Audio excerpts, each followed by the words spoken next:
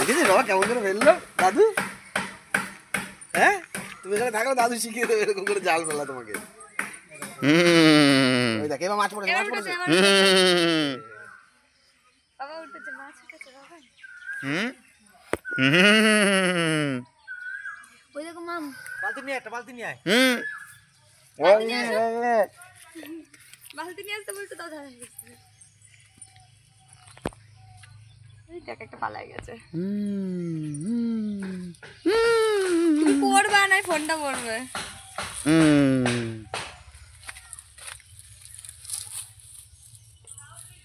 মাছ চালাক লুকিয়ে যাচ্ছে খালি।